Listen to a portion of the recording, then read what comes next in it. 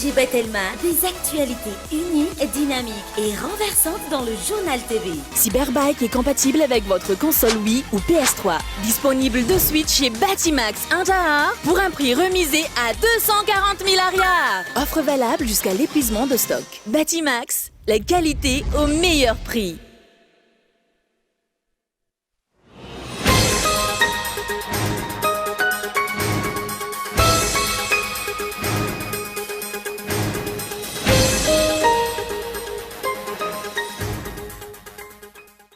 Fanarandalana goavana na voasazan'ireo orinasa telo nanao fanamboarana ny seranam-piaramanidina ny vato ny fanatanterahana ireo fiorana miafina niaraka tamin'ny solotenan'ny gouvernement malagasy alohan'ny valin'ny appel d'offre.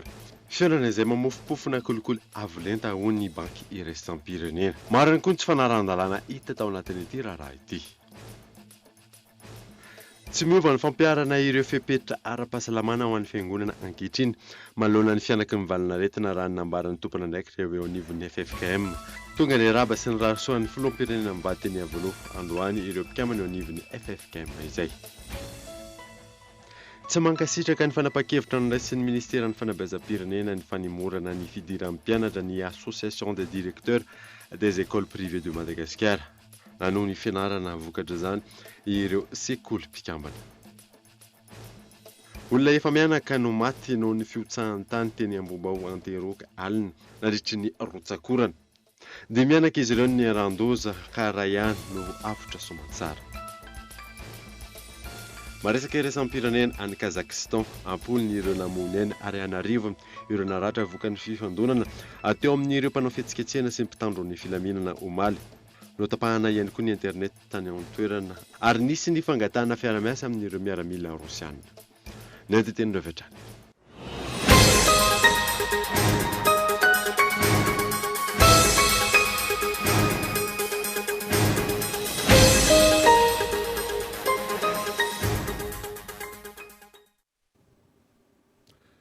Salama tompoko lasy tompoko vavy tonga sondray eto amin'ny fotoana ny vaovaon'ny Akolo TV ka manasanao ary anaraka izany hatramin'ny farany.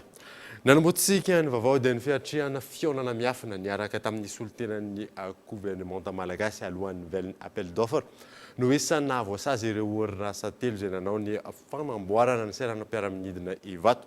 Fihaonana izay mamofopofona kolikoly avolenta ho ny banky iraisam-pirenena. Nandin'izay izay entiny Evy Richard. Ny fisian'ny fihaonana miafina matetika teo amin'ireo solotenan'ny gouvernemanta sy ireo orinasa telo lehibe. Nandritra ny fotoanam-bolana andehanan'ny tolo-barotra no voazokajo tsy fanarahan-dalàna goavana. Mahakasika ny raharaha fanamboarana ny seranam-piaramanidina vaovao tetsy Ivato. Araka ny fanadihadiana nataon'ny banky iraisam-pirenena, ny endrika kolokolo ny fihaonana teo anelanelany 4 febroary hatramin'ny 4 Mey, ka nazon'ireo orinasa telo lehibe ny fanaovana ny asa. Toy ihany koa ny dingana nahatongavana tamin'ny fifanaovan-tsony.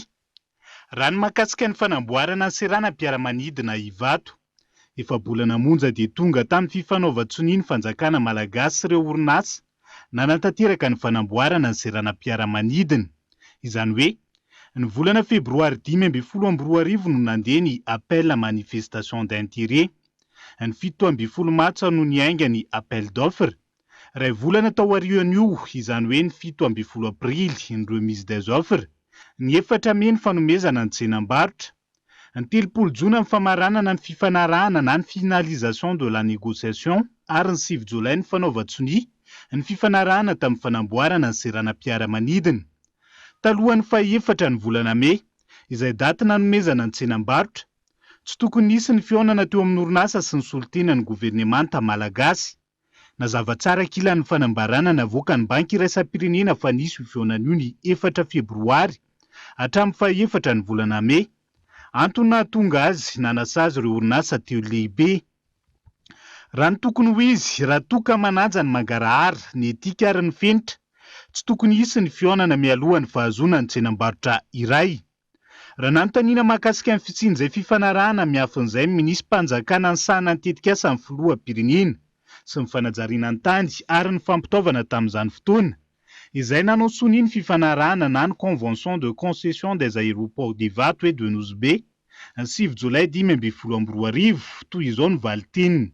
Mbola tia ambin'Andriamanitsika rehetra ho velona aina fa tsisy zany feonany hafiny zany zahay tsy haiko zay hafa fa za aloha zany mamaly aminao tsisy ary tsy nekenay zany fa ny fionana de tamin'ny fotoan'andro ny karakarana ny dossier io samy tao daholy manonona tsy fanao loatra moa zany fa de nanonona zao hoe ny vice gouverneur ny banque ny Exim Bank sinoa niaraka tamin'ny ambassadeur sinoa teto tamin'izany fotoana zany nandresy lahatra anay de napetraka io atero alo ny dossier nareo inona ny adiso anao am'zany sa io idinao enao rery zany no fanjakana kosa tsy azo atao an'izany tam'izany tsika ny tena noetanerany zamona olona mivezivezy fotsiny nga erazao nandresy lahatra fa tsy vezivezy fotsiny nga erazao mampianina na izany na tsy izany no amafisiny hatrany nandritra ny fionany tamin'ny mpanao gazety ny Golo TV androany fa tsy misy idiran'ny fitondrana ny fanasaziana nataon'ny banky iraisam-pirenena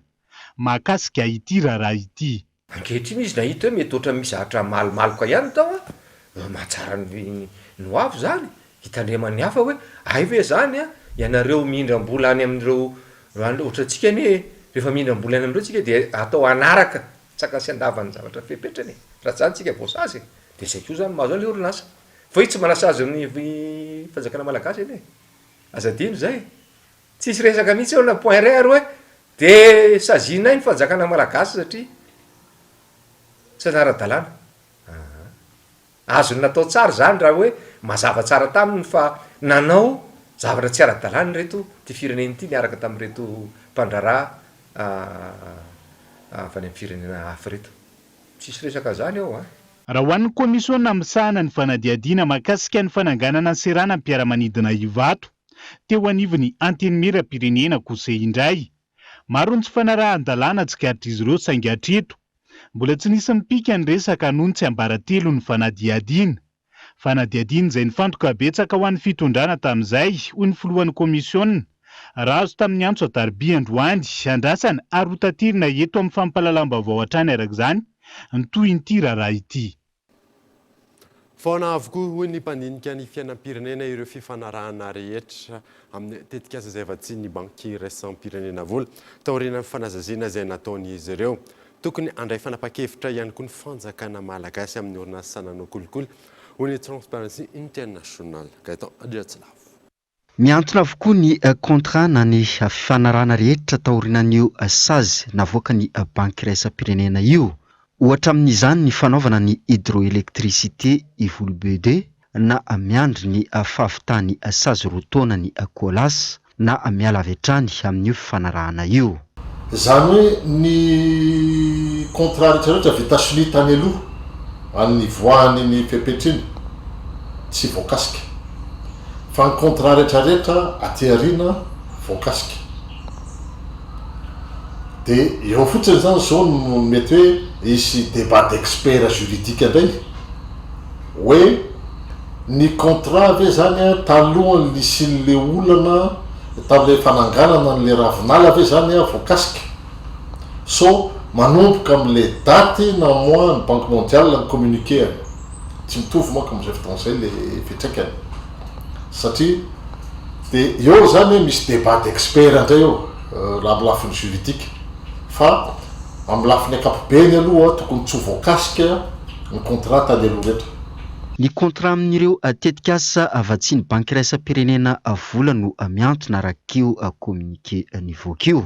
Mbola tsy fantatra na mitona miantona kosa ireo tetikasa raisy ny Kolas fa tsy ny fanjakana malagasy vola. Raha ny fanahian-kevitry ny Transparency International tokony andray fanapahan-kevitra ny fanjakana malagasy amin'ny orinasa nanao ny kolikoly ary aseho ampahabemaso ho fantatry ny rehetra. Tokony raha hita toerana ary aminay ohatra na ny firenena tsirairay tsy hoe ny firenena de tsy hoe ny le agence multilatérale reny ihany fa na agence bilatérale na hoe firenena tsirairay de tokony ana politique ohatrany koa hoe zay orinasa tratra manao kolikoly amin'ny fanaovana contrat de atao ohatrany asiana exclusion ohatrany koa ary tokony atao apabahimaso tsara avoaka tsara hoe iza le orinasa io. Raha ny hita nanomboka ny taona 2024 naneho ny fomba fiasa vaovao amin'ny fanaramaso ny banky iraisam-pirenena. Ohatra amin'izany ny nanereny fanjakana malagasy amerina ny vola tamin'ilay tetika asa Pagos. Izao indray namoaka asazo ho an'ireo orinasa noho ny afisiany kolikoly. Raha mijery ianao amin'ny maso tsy miangatra, raha ny vola lany nanaovana an'io aéroport'ny vato io ve dia angara amélioré ve atao atsika malagasy miaratsiny fa angara amélioré io rehefa tena jerevana dia zay zany ve no vidin'io hoe fipetraka io.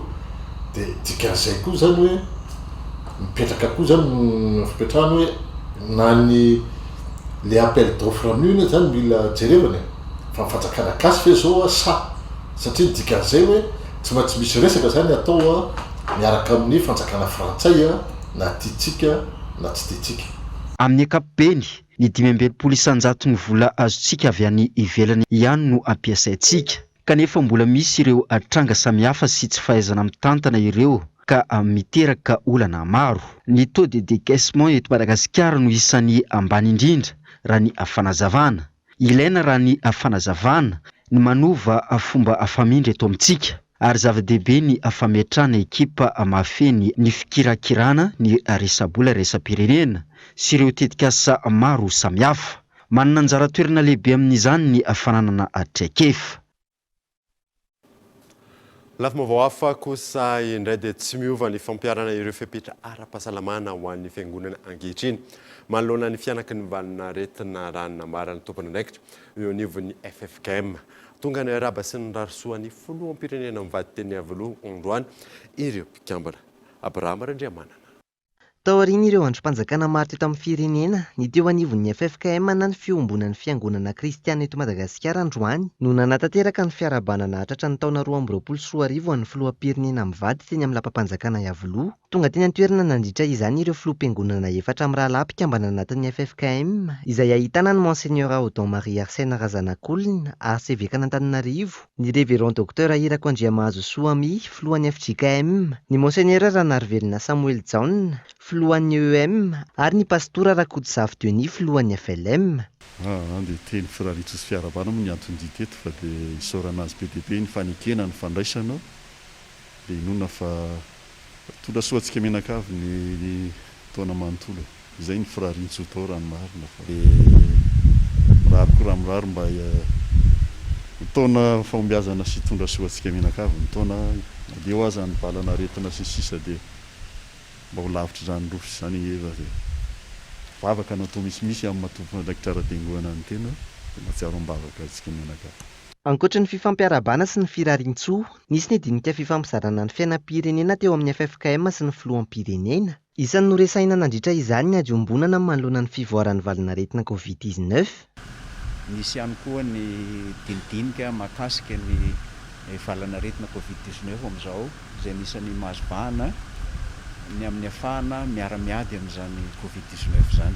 Efa nisy moa ny fandaminana tao amin'ny fitondram-panjakana ny fiangonana koa efa manaraka ny fepetra rehetra izay napetraka dia tsisy manokana intsony fa efa manaraka ny fandaminana ny fiangonana rehetra. Nanamafy ny tompon'andraikitra fa mitohy hatrany ny fiarahamentana amin'ny fitrotroana ambavaka ny firenena manoloana ny fiatrehanan'ny Covid-19. Mbola niasana ankehitriny ireo mpikambana mandrafitra ny gouvernement Tsay Christian raha nambaran'ny filoha tany am-piandohana ny vahoaka ny tsara sy hanao tombana ireo minisitra ireo raha ny zava-misy ankehitriny maro ireo vahoaka no avelo taraina Henri Florian. Isan'ny fomba fiasa napetraky ny filohan'ny Repoblika di Madagasikara Andry Rajoelina ny fanaovana tombana ny asa vita mahakasika ireo fifanarahana natao niaraka tamin'ireo mpikambana rehetra mandrafitra ny gouvernement. Midika izany fa tsy maintsy hisy ny tombana mahakasika ny zava-bita ny minisitra tsirairay avy izay niasa nandritra ny enimbolana teo.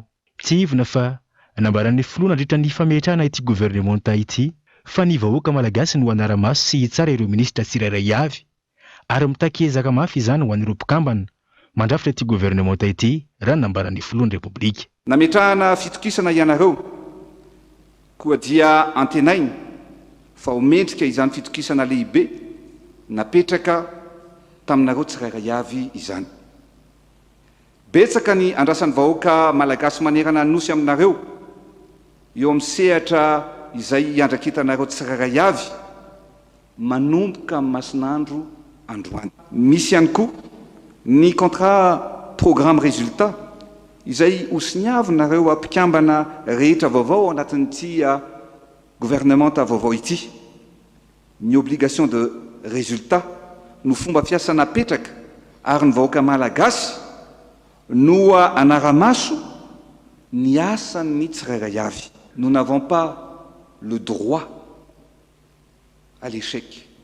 On doit réussir ensemble. Raha izay nambarany filoha izay, vinavinaina araka izany ny mety hisy ny fikitiana indray ny gouvernement aoriana kely ao. Hita eny anivon'ny fiarahamonina sy eo anivon'ny tambazotra-tserasera ihany koa fa maro ny vahoaka no velon-tarena amin'izao fotoana izao mahakasika ny lafin-javatra maro samihafa tsy mandeha araka ny tokony ho izy.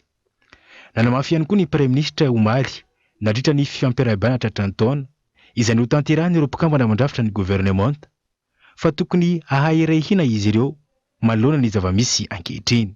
Raha nita tamin'ity fitondrana ity, indro ny filoha no nanova ireo mpikambana mandrafitra ny gouvernement. Ireo taona farafahakeliny no niasa ireo ministra ireo vao nisy ny fanovana. Andrasana araka izany na mety na tsy hisy ny fiovana indray ity gouvernement ity. Ny gouvernement izay asa amin'ity taona 2024 ity no anomana ny taona 2024 ho an'ny filoha Andry Rajoelina. Efa eo ampikarakarana ny taritra mahakasika ny asa vita araka izany ireo mpikambana mandrafitra ny gouvernement ka ho atolotra ny filoham-pirenena izany. Vinavinaina aorian'izay no mety hisy fikitiana ity gouvernement ity. Nahiditra amponja vonjabaka Omaly tany Komoro ireo rola avoasaringotra amin'ny raharaha volamena 720 kilao any amin'ny toerana. Efa nandefa demande extradiction ihany koa ny ministerany fitsarana. Io ny nasena. Mitoy ny fanadihadiana tamin'ny raharaha fanondrana nantsokosoko volamena izay tsy tratra raha tsy tany ampita. Niaiky ny ministra ny fitsarana fa sarotra ny raharaha ary mbola maro no karohina amin'ny raharaha volamena telo amin'ny 70 kilao. Eo koa ny 720 kilao tratra tatsy Komora izay nisy teratany malagasy tratra ary nahiditra amponjany any toerana. Tsy hanaiko mihitsy izahay fa dia ezaka foana ny amerina eto an-tanindrazana na izany olona heverina fa nanao ny tsy nety zany na ihany koa amerina an'izany alim-pirenena izany. Tsy mora ny zavatra misy satria raha tsika mahafantatra fa nisy aloha ireny affaire na 73 kilo d'or izay mbola mandeha amin'izao fotoana izao en cours izy iny ary misy ny olona izay mbola notadiavina izay no tonga an'ilay enquête mbola tsy bouclé hatramin'izao satria noheverina fa nitsoka ny firenena anisany noheverina fa nitsoka zany ireo olona anankiroa izay voasambotra moa zany ao Komoro amin'izao fotoana izao. Ny 3 Desambra teo no efa tonga tany amin'ny ministeran'ny fitsarana sy ny ministeran'ny raharaham-bahiny komorianina ny taratasy fangatana ny fampodiana ireo voasambotra amin'ity raharaha ity raha ny fanazavana no ny firenena rotonta manana fifanarahana momba izay. Izany no natao fanohizana ny fanadihadiana amin'ity raharaha fanondranana volamena tsokosoko ity. Dia efa nanao fanokafana fanadihadiana ihany koa zany ny pôle anticorruption mahakasika ny raharaha io efa tonga any amin'ny Bianco moa zany antota taratasy maro isan-karazany mahakasika an'izany. Inona ny zavatra tokony ho atao mazava ho azy tsy maintsy jerena hoe afaiza-marina no nialany zany volamena tratra any Komoro izany iza ny tompony andraikitra amin'izany na tompony andraikitra ara-panjakana raha nisy zany na tompony andraikitra ankoatra tompony andraikitra ara-panjakana. Ankoatra izay, fandorana mahameloka na incident criminel no anasokajin'ny ministra ny fitsarana ny fipoahana transformateur atao andekaleka. Isy ny fanadihadiana lalina mba hamantarana ny tena zava-nisy marina sy ny mety ho antony. Mandray an-tanana izany ny fampanoavana ao amin'ny fitsarana ambaratonga voalohany ao Tomasina sy ny zandarmaria am-pirenena miaraka amin'ny polisy siantifika sy ny teknisianina ny jirama. Nahembotra amin'ny 17 janoary ihany koa ny fidiran'ny mpianatra ho an'ny université Rantapaka nandritra ny filan-kevitra minisitra voalohany tamin'ity taona 2024 ity ho fanapahana ny roa mpifandraisana ny valinaretina moa no isan'ny Antony izany. Abraham Randriamana. Niverina nanomboka omaly ny fanatanterana ny filan-kevitry ny minisitra ny arahan'ireo mpikambana eo anivon'ny governemanta izay nitariny ny filoham-pirenena teny amin'ny lapam-panjakana Iavoloha. Nivoatra nandritra izany ny fankatoavana ny fanemorana ny fidiran'ny mpianatra rehetra toy ny eny amin'ny sekoly, ireo mpianatra manaraka fiofanana ara-teknika ary indrindra ireo mpianatra eny amin'ny anjerimanontolo vokatry ny fitombony isan'ireo olona tratran'ny Covid-19 raha ny fanazavana. Tanjona ny fanapahana ny roy mpifindrana sy ny fanamafisana ny fepetra ara-pahasalamana eny anivon'ireo toeram-pampianarana. Ankilan'izay, mifanaraka amin'ny fiarovana ny fahasalaman'ireo mpampianatra eny anivon'ny anjerimanontolo ny fanapahan-kevitra noraisin'ny tompon'andraikitra mikasika ny fanemorana ny fidiran'ny mpianatra amin'izao fotoana izao raha ny nambarany teo anivon'ny CSS. Nampisy fiantraikany lehibe teo amin'ny sehatra ny fampianarana ny namoizana ny ain'ireo mpampianatra manodidina ny 500 isa teny anivon'ny oniversite vokatry ny Covid-19 tato anatin'ny 2 taona, antony mahazava-dehibe ny fepetra napetraky ny tompon'andraikitra. Ny fiantraikany aloha mety misy fa kosa nefa amintsika malagasy dia zava-dehibe ny aina angambany dia izay aloha ny tokony harovana voalohany indrindra satria fantatsika tsara ny zavatra misy teo anivon'ny anjerimanontolo tamina fahaverezana mpampianatra maro tamin'ny taona 2020 sy 2021 fahaverezana amina atao hoe kapitaly humain mihitsy ny fahaverezana satria ny fanofanana olona tonga mpampianatra eny amin'ny anjerimanontolo dia tsy vita anatin'ny telo na efataona fa amina 20 taona 30 taona mahery izay vao tafafoaka hoe mpampianatra pikara inona fa ho lasa hoe professeur na professeur titulaire fa ny fampianarana angamba ny avitsika atao foana ny manao ny fampianarana rehefa hita hoe efa tsy mianaka intsony ary fofehy tsara ilay aretina izay mitanga amin'izao fotoana izao. Ankoatra izay, notsindriana nandritra ny filan-kevitry ny ministra ihany koa fa tsy mbola azo atao hatreto ny famorim-bahoaka. Manentana hatrany rehetra mpiatra ireo fepetra sakana ny tompon'andraikitra ankehitriny ary mitohy ny fanatanterana ny fanaovam-bakisiny. Ny fonana kosa ireo organisme rattaché izay efa misy ministera manao ny asany famandany volam-panjakana araka ny tapaka nandritra ny filan-kevitry minisitra Omaly Nadine izay entiny lahara nefsa. Nofoanana tamin'ny filan-kevitry ny minisitra Omaly ny OTME sy ireo organisme rattaché miisa 3 amin'ireo 12 miankina amin'ny fiadidiana ny primature izay hita fa mandany ny volam-panjakana fotsiny nefa efa misy amin'ireo ministera hafa no manao ny asa izay sahaniny. Ho an'ireo mpiasa, efa mpiasa-mpanjakana ireo mpiasa eny amin'ny organisme ireny ka mijanona ho mpiasa-mpanjakana ihany. Miverina eny amin'ny ministera mifamatotra amin'ny organisme misy azy ireo mpiasa. Raha toka tsy misy toerana ho azy eny amin'ny ministera mifamatotra aminy, dia miverina eny amin'ny ministera ny asa sy ny fampananana asa ireo mpiasa ireo ary ny eny indray no manaparitaka eny amin'ny ministera hafa. Fampihenana ny fandaniam-bolam-panjakana no antony nanafoanana ireo organisme ireo raha ny fanazavana. Antony dia satria misy organisme public izay tsy dia fantatra loatra hoe inona ny asany, tsy dia mazava hoe inona ny andraikitiny, nefa dia andanitsika vola be, vola izay tokony ampiasain'ny fitondram-panjakana amina fanamboarana foto-drafitr'asa hafa ary tazana tokoa izany rehefa natao ny fanadiadiana fa misy tokoa ny zavatra hoe mifanindry. Ohatra raha iresaka antsika hoe transmission office de transmission militaire de l'État ho ataon'ny filoham-pirenena inona moa ny ipetrahany OTME any amin'ny fiadidinan'ny République.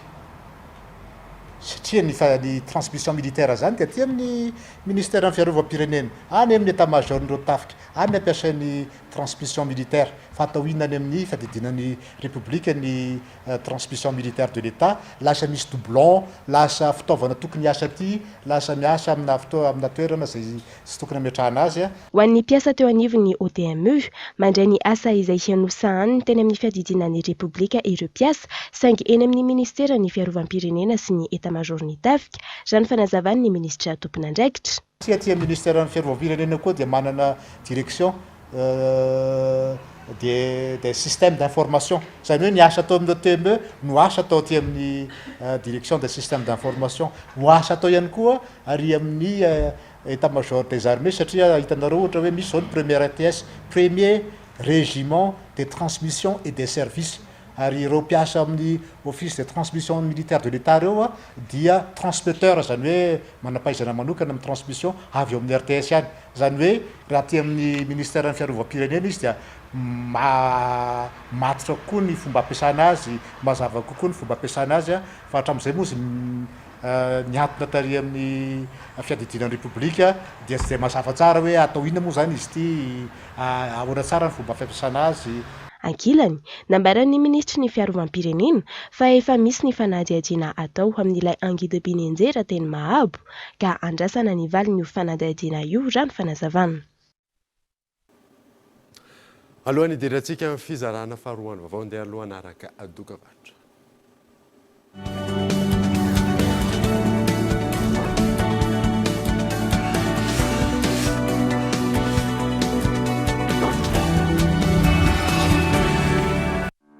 Fête légendaire! Isaky ny vidy Legend Max 39 000 ariary monja ianao. Dia mandray anjara hatrany amin'ny fisariana, azona smartphone sy vokatra Telma hafa isan-kerinandro. Manatonangana eny amin'ny Telma Shop dia nizao.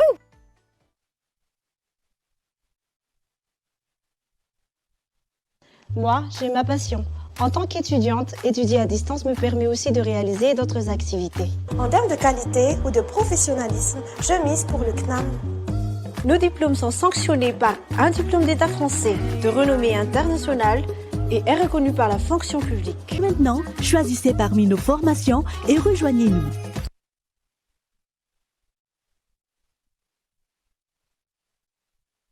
Batimax vous présente Cyberbike. Faites du sport en vous amusant. Avec Cyberbike, amusez-vous avec toute la famille. Découvrez les différents circuits avec votre personnage et véhicule préféré. Sous l'eau, sur terre ou dans les airs, relevez le défi et devenez imbattable. Cyberbike est compatible avec votre console Wii ou PS3. Disponible de suite chez Batimax Indahar pour un prix remisé à 240 000 ariars. Offre valable jusqu'à l'épuisement de stock. Batimax, la qualité au meilleur prix.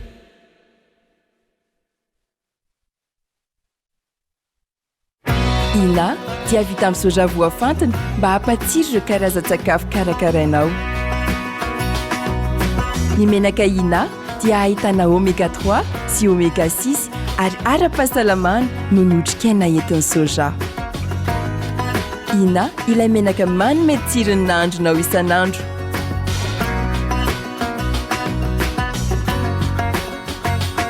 Ina, plus raffiné que jamais.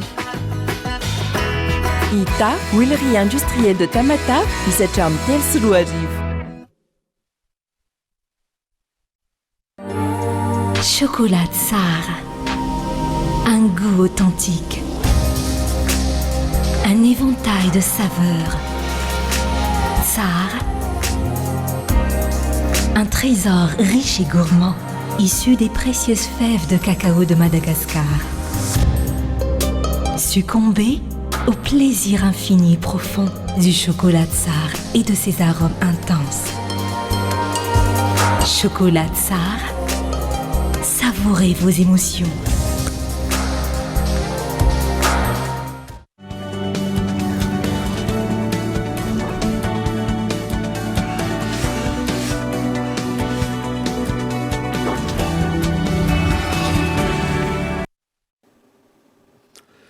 Mety amin'ny tapany faharoan'ny vaovao isika. Tsy mankasitraka ny fanapahan-kevitra izay niraisin'ny ministera ny fanabeazam-pirenena amin'ny fanemorana ny fidiran'ny mpianatra ny association des directeurs des écoles privées de Madagascar nanoho ny fianarana vokatr'izany ireo sekoly mpikambana. Io ny nasana. Mitohy ny fianarana ho an'ireo sekoly tsy miankina mivondrona eo anivon'ny ADEPM na ny association des directeurs des écoles privées de Madagascar saingy niova endrika izany. Nozaraina isam-bondrona ireo mpianatra manao travail de groupe ka misy ny any an-trano, misy ny aty an-dakilasy, tsy nzaraina isorohana ny fitangoronana. Tamin'ny 5 izao izay ny tokony hiditra maly dia avy eo nefa nisan'iny hoe amin'ny 17 ny Tanàlamanga vao mpianatra eto vao mianatra. Dia avy eo izay nakaty any aloha ny mpianatra rehetrarehetra dia nizara par groupe. Dia ny sasany nandeha nianatra any an-trano nianatra ny groupindry zareo. Dia izay ny tatao am-pianarana ihany izay ny nianatra.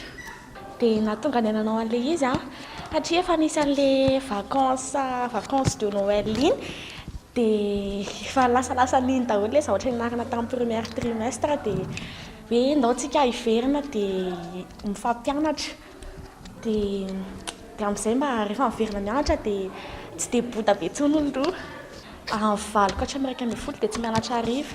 Hafa mihitsy izany ilay mianatra miaraka amin'ny mpiana-mianatra satria mba mifampianatra amin'izay zavatra tsy hay. Moa ianao raha mihiboka any an-trano indrery mety misy zavatra tsy ampy ohatra, ny zavatra ataonao ao an-trano, moa tsisy mifanintsy ihany koa. Ireo kilasym-panadinana no nampiarana ity fomba fianarana ity hoy ny mpampianatra hisoroana ny fanadonon'izy ireo izay efa azo. Fampianarana izay tsy mitsahatra amin'ny totongana raha ny fanazavana raha tato anatin'ny 2 taona no jerena. Raha ny tombana amin'ny classe de 3e amin'ity taona ity dia tsy maintsy ho afaka BPCA izy raha manaraka ny ezaka ataon'ny mpampianatra tsirairay fa ny zavatra misy ho an'ireo kilasy manaraka izay tsy maintsy ho lalovany dia ahitana fahabangana be satria ny any amin'ny bazy mihitsy no efa mirodana dia hita fa tena misy lavaka be mihitsy ho an'ireo classe de 3e amin'izao fotoana izao satria ny voana classe de 5e no hoentina mampianatra amin'izao fotoana izao. Efa niezahana amin'ny fianona ihany izany nefa eo ihany koa ny fanenjehana ny programa dia vao maika isy lavaka ihany satria ny teo rehefa tsy fiaino dia ny izao indray mbola ho fianona ihany ao anatin'izay. Le mpianatra aloha dia tsy possible hianatra mihitsy any an-trano raha mpitondraina devoir foana satria isan'andro ary zahay eto mianatra manara-maso ny devoir tsy manao devoir ny ankizy eto ambany mason'ny mpampianatra maika ka ny ray aman-dreny izay mandeha miasa foana tsy mahavita manara-maso azy akory tsy ahita ninina izay zavatra ataony ao.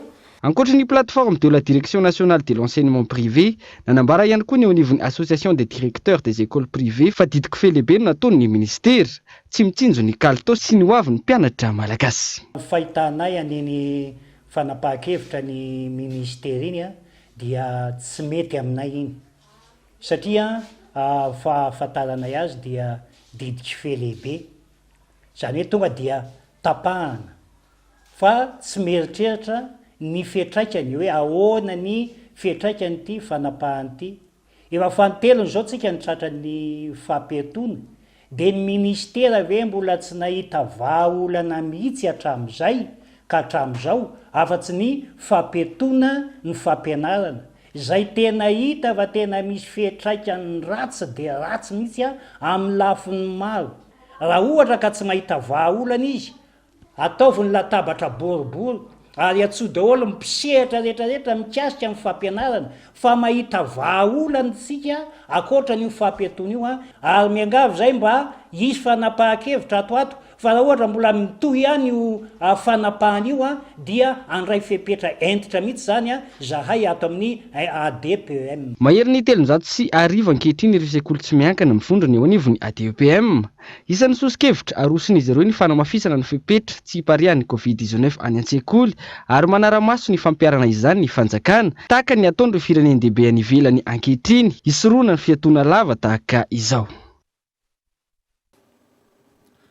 Tsy vahaolana intsony indrindra ho an'ny toe-karen'i Madagasikara ny fidirana indray anatin'ny fiboana itombony tsanasa ary akatra lavitra ny vidim-piainana raha ny fanazavana azo. Michel Aranarjo. Tsy takona fiaina ny fitotonganan'ny toe-karena malagasy tao anatin'izay 3 taona faran'izay vokatry ny fiparihan'ny valinaretina Covid-19. Amin'izao fotoana izao tsy vahaolana ho an'ny firenena intsony ny mety hidirina indray amin'ny fiboana raha ny nambaran'ny mpahay toe-karena. Isan'ny ho voamafy amin'izany ireo orinasa madinika sy ireo mpiasa tena ary indrindra ireo miasa amin'ny sehatra tsy ara-dalàna. Laha azo atao ihany dia tokony tsy asiana tsony mihitsy ny confinement satria tena manimba an'ireo orinasa kely izy ary tsara fantatra ihany fa ny orinasa ngeny tena anisan'ny mamelona. Marina fa betsaka ny orinasa informel eto amintsika fa ireo orinasa informel ireo no tena mamelona ny vahoaka malagasy amin'ny ankapobeny. Izany hoe rehefa mikatona zany ny fiveloman'ny olona, mikatoka an'ireo orinasa madinika dia tsy misakafo ny olona. Rehefa tsy misakafo ny olona dia vao maika izy marefo. Dia efa marefo izy dia vao maika mety ho tratran'ny coronavirus.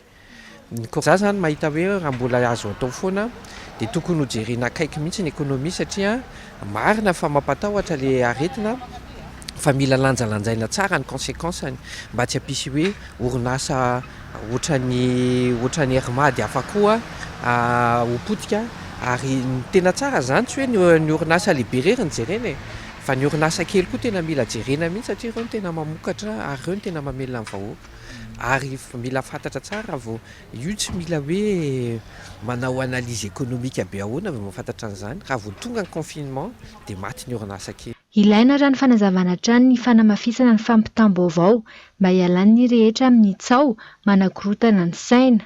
Katao vahaolana ihany hoe manao confinement dia manome fanampiana.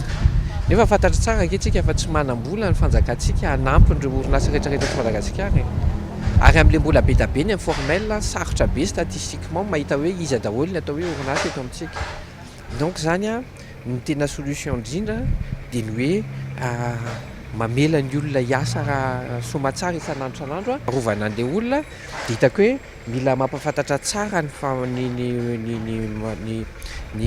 fitondrana malagasy hoe le omicron ve manahoana tsara raha ny zavatra hitako aloha ny ivelany dia hoe mianaka izy fa tsy mamono ohatran'ilay variant aloha izay no hitako amin'ny internet ihany amin'ireo olona tena manam-pahaizana dia mahita hoe mila rassurena koa zany ny olona fa satria ny olona tena matahotra mihitsy dia mila fantatry ny olona hoe tena mamono be ohatran'ny taloha ve izy io sa tsy mamono, inona ny fanafody, ampy ve ny isan'ny oxygène, ampy ve ny isan'ny fandrinany amin'ny hôpitaly. Fa raha hitako hoe raha ampy tsara ny any amin'ny hôpitaly ampy tsara ny fanafody ampy tsara ny oxygène dia hitako hoe tena tokony avela tsy avela miasa ny malagasy ary tsy asiana confinement. Raha tsy ivina mihoatra ny iray faingo efatra tapitrisa ireo olona very asa teto Madagasikara vokatry ny fiparian'ny valanaretina Covid-19. Tsy mitsahanidina ihany koa ny ari-karena faobe raha toa ka 4,4 izany ny taona 2022, ny hena 400 ny taona 2022. Miisa 2022 ireo mpisehatra amin'ny fizahantany any amin'ny faritra Anosy no nahazo fiofanana tamin'ny alalan'ny tetikasa miatrika, tetikasan'ny fanjakana malagasy amin'ny alalan'ny PIC 2. Gaëtan Andriatsirava.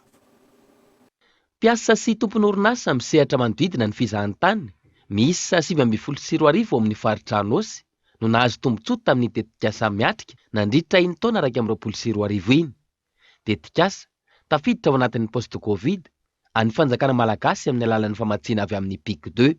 Nampiana ireo mpisehatra amin'ny fizahantany noho ny krizy nateraky ny Covid-19 tamin'ny 2 taona lasa amin'ny alalan'ny fanomezana fiofanana isan-karazany. Teo amin'ny miatrika dia ny fahaiza manao ny mpiasa amin'ny fizahantany no tena no jerena zany.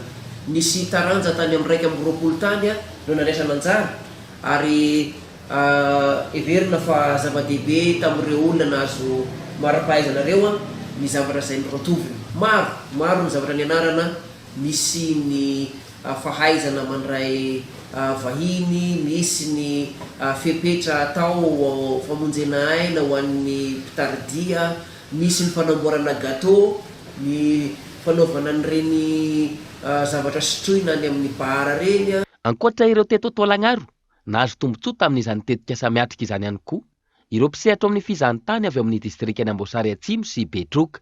Samy nahazo fiofanana isan-karazany ihany koa izy ireo. Ampy le mpiasa misehatra tourisme ty projet ty mba mahay zavatra vaovao.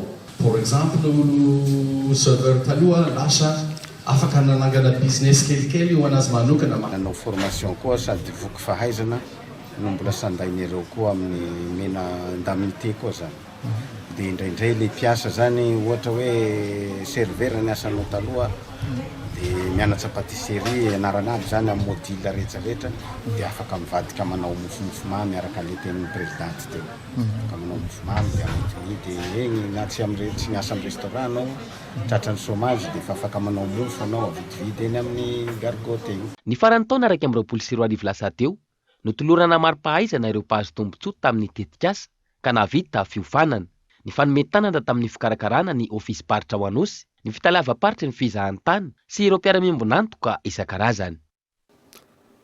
Lafim-baovao hafa kosa indray dia nitokana manoloana ny commune Ambohidrapeto ny maraina teo ireo mpanolontsaina ny commune sy andehanam-ponina ho fanoherana ny fiverenan'ny ben'ny tanàna ao an-toerana. Izay voaheloko ny fitsarana noho ny fampiasana osika sy fanodigodinana volan'ny commune io na saina.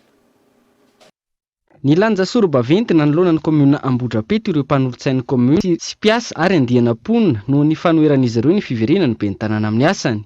Ity ben'ny tanàna ity izay voaheloko ny fitsarana ary nahazo sazo miantona. Tsy ekenay ny fiverenana amboletra nataon'ny ben'ny tanàna commune Ambohidrapeto eo amin'ny toerany satria nanao fampiakarana apely izy noho ny sazy azony voaheloko ny fitsarana pak amponja 3 volana 30 volana sazy miantona ny tenany. tsy misy taratasy avy any amin'ny fitsarana na distrika mamerina azy mazava ho azy a fa tsy nisy olo tena mpanjakana nanatrika ny famindrahandraharaha teo amin'ny sy ny lefitra voalohany be ny tanàna absoluterana io izay ny solo azy araky ny lalàna ny mpanolotsaina ny commune Ambohidrapety dia tsy afaka ny ara-iasa amin'ny be ny tanàna raha tsy ara-dalàna tsara ny fiverenany ao amin'ny commune. Tsy misy olana amin'ny fahefanam-panatanteraka sy ny fahefanam-panao lalàna raha ny fanazavana saingy takiana ny fanarahana ny lalàna. Ny IGE zany no tonga teto ministère public nandefa ny IGE satria nisy tatitra tonga zany tany amin'ny IGE dia tonga teto ny IGE fanodikotonam-bola tato amin'ny commune zany dia nisy firaisina tsokombakomba tamin'ny fanodikotonam-bola, misy ny fanaparam-pahefana atao tato amin'ny commune dia misy ny osoka sy fampiasana osoka. Zay zany no antony hiapangana azy. Kangatanay tianay maire na dia verina amin'ny latsinay ny aza tompoko dia mba asivy taratasy legal hiverenan'ny maire mba miangavy indrindra zay tompony andraikitra voalohany a mbola mamerina satria nisy teny enonay miverina foana hoe ny préfet Antananarivo mahazo miasa izy aza verbalisena fa mba meo taratasy azony manao passation itoizan'ny asanay satria ny asanay mandeha. Miantso ny fandraisana andraikitry ny ministera ny ady tany araka izany reto mpanolotsaina sy mponina eto amin'ny commune Ambohidrapeto ireto amahana ity raharaha ity. Ny ben'ny tanàna voakasika izay nisafidiny tsy anio hevitra androany raha nanontaniany ny mpanao gazety.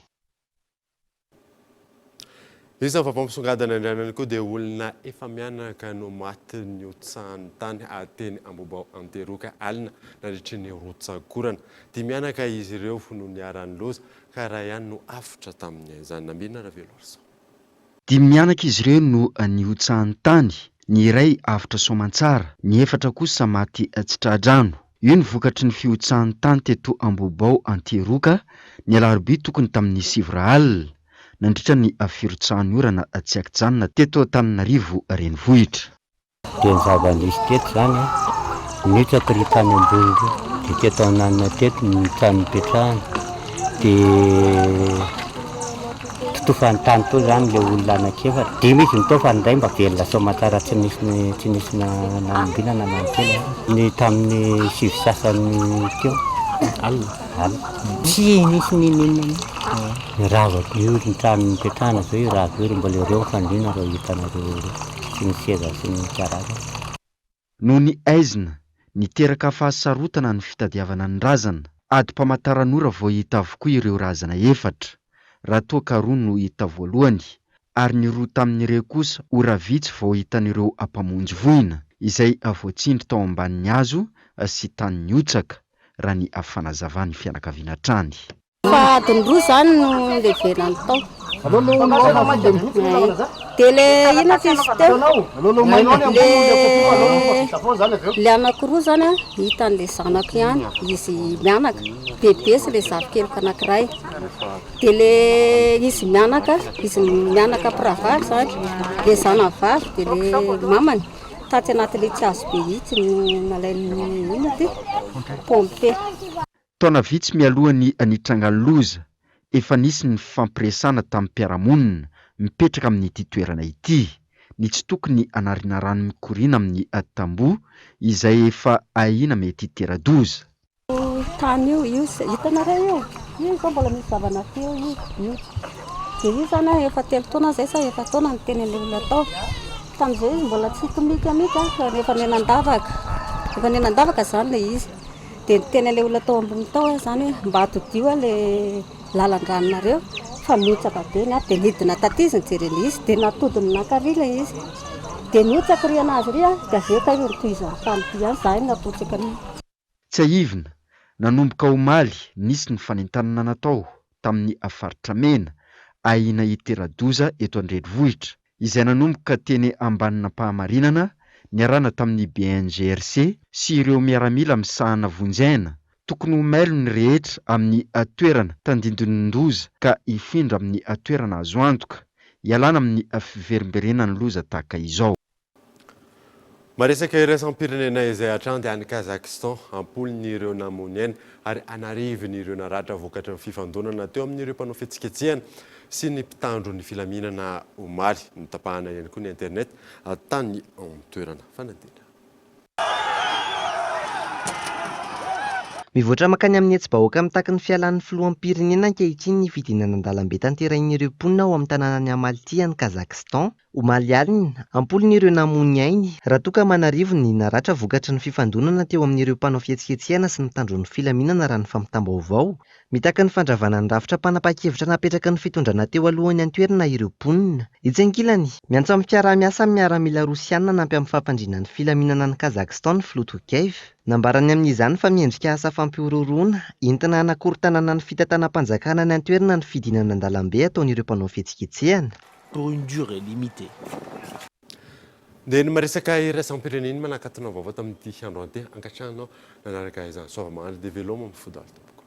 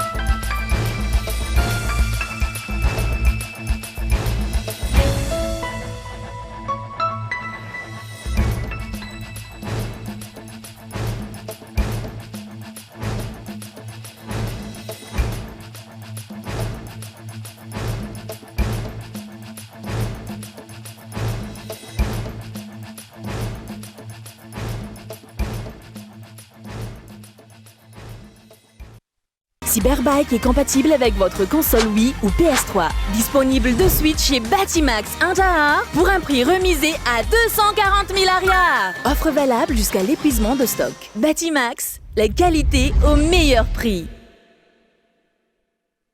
5G Batelma, des actualités unies, dynamiques et renversantes dans le journal TV.